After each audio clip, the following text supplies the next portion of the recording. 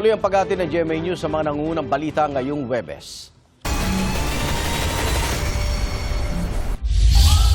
Binigyan din ni Pangulong Bongbong Marcos na hindi taga-gobyerno ang nasa likod ng gulo sa Senado kagabi.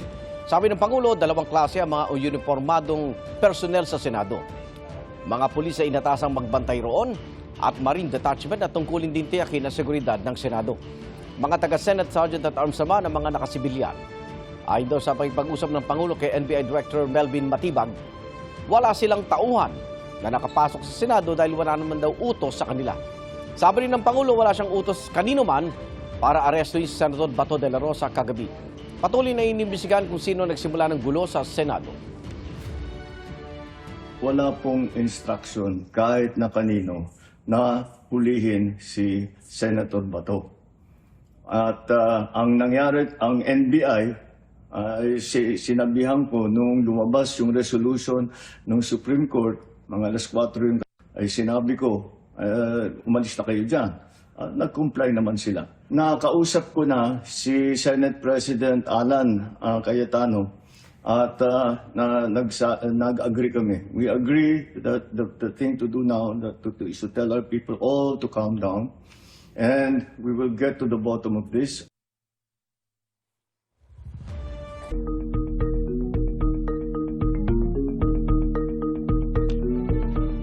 Sa panayam ng unang balita kanina kay Impeachment Prosecutor Chel Jokno, sinabi niya na dapat magkunbin na ang Senate Impeachment Court dahil naipadala na kagabi ang Articles of Impeachment laban kay Vice President Sara Duterte. Ipinaliwanag naman ng ibang impeachment prosecutor kung bakit mas maraming pahina ang Articles of Impeachment ngayon kaysa noong 2025. May unang balita si Tina Panganiban Perez. Pasado alas 7 ng gabi nang kumpirmahin ni Senate Sergeant at Arms, Retired Police Major General Mau Aplasca na dumating na sa Senado ang Articles of Impeachment laban kay Vice President Sara Duterte.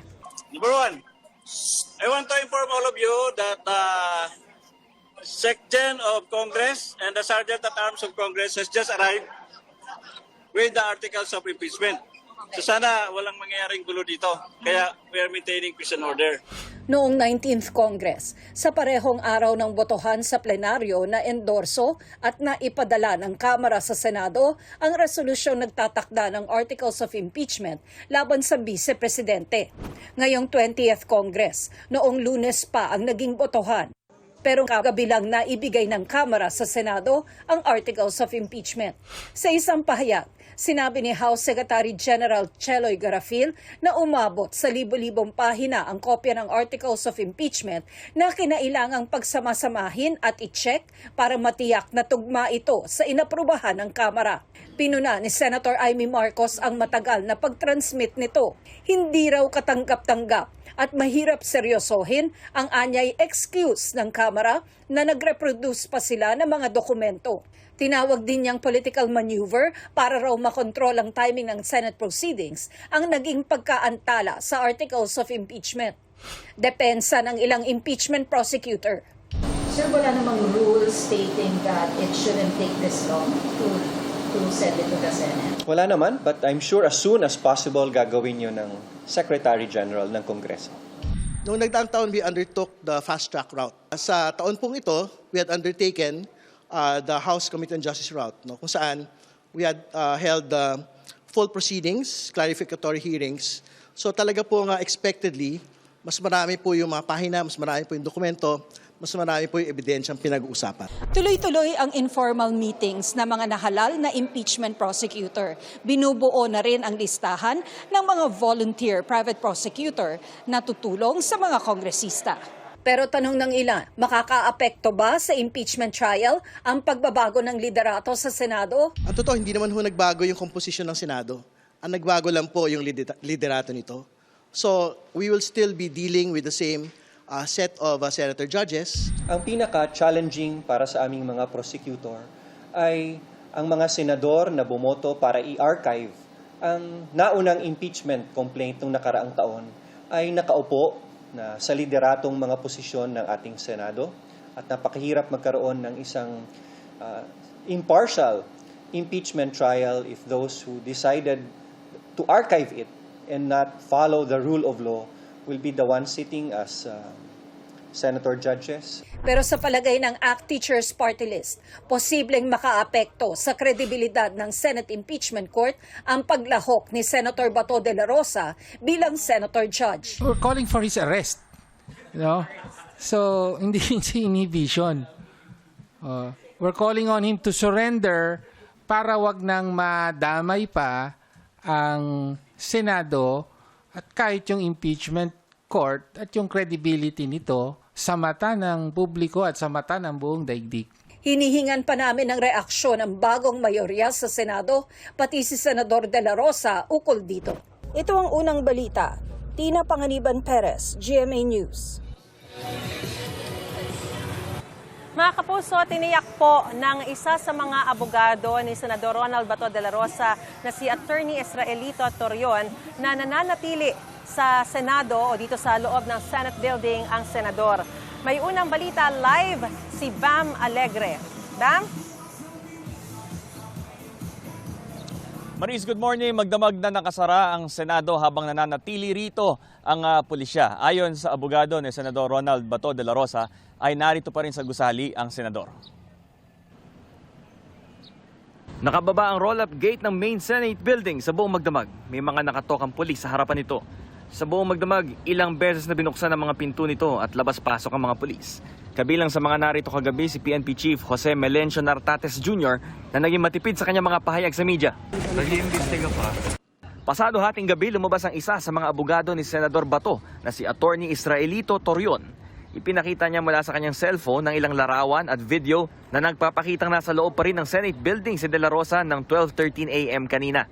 Nagkausap din daw sila ni DILG Secretary John Vic Remulla kagabi. Kinumpirma rin ni Torion na present sa plenaryo mamaya si De La Rosa. I think so. He will be there because he has never left the Senate premises all along. Kasi fake news yung mga diversion. Ayon naman sa isa pa niyang abogado, pinaghahandaan nila ang mga legal remedy sa kaso ni De La Rosa. I think it is an ongoing public discussion, and right now it is our duty as lawyers to argue for our client, and also according to our belief na wala naman talagang rules of surrender pa. And I'm sure they're invoking Section 17 of RA 9851. Ang unang-una pong paragraph dyan ay ang binibigay ng jurisdiction po sa Pilipinas pagdating po sa mga krimen na yan. So yun po dapat ang fokusan natin.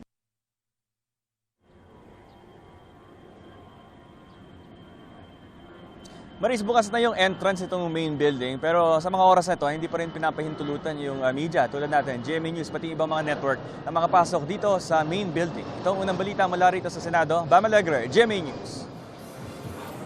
Mga kapuso, pinuna ng grupo ng mga dean at mga propesor ng iba't ibang mga law school sa buong bansa ang pagkupkup ng Senado kay Senador Ronald Bato de la Rosa. Pati yung tangka umanong paghadlang sa impeachment ni Vice President Sara Duterte matapos na magkaroon ng palitan sa liderato ng Senado nitong Lunes. Nauna nang sinabi ni Senate President Alan Peter Cayetano na walang kinalaman sa impeachment ni Vice President Sara Duterte ang rigodon sa Senado. Narito po ang aking unang balita.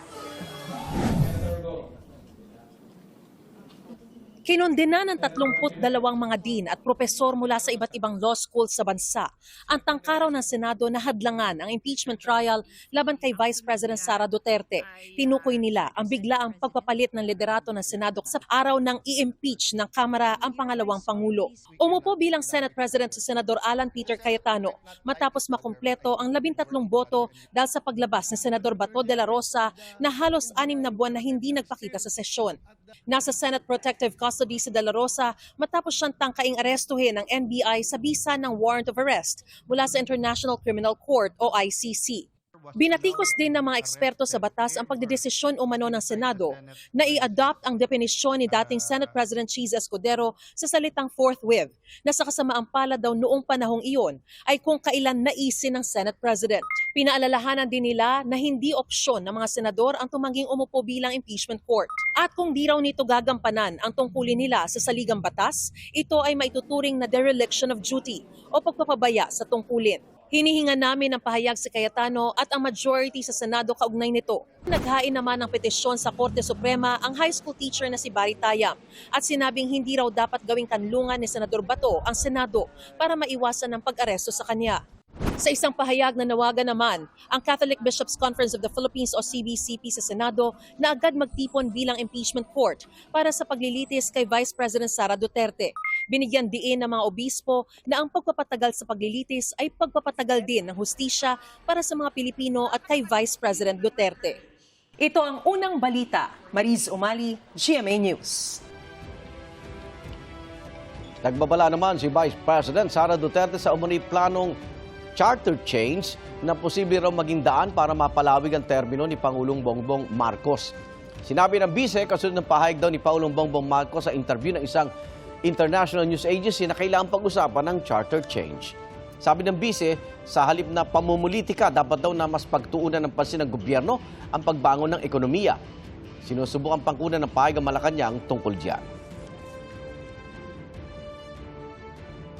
Una niyan, si dating Pangulong Rodrigo Duterte, sunod yan si Senator Bato at kung sino pa man yung ibang mga sinali sa complaint ko dyan sa ICC. Ang sunod niyan ay charter change dahil hindi na naman na madidinayan ni BBM kasi doon sa bago niyang interview, sinabi na niya doon na kailangan pag-usapan ng charter change. Pag pinag-usapan natin ang charter change, ibig sabihin yan, hindi na yan bababa sa pwesto si BBM.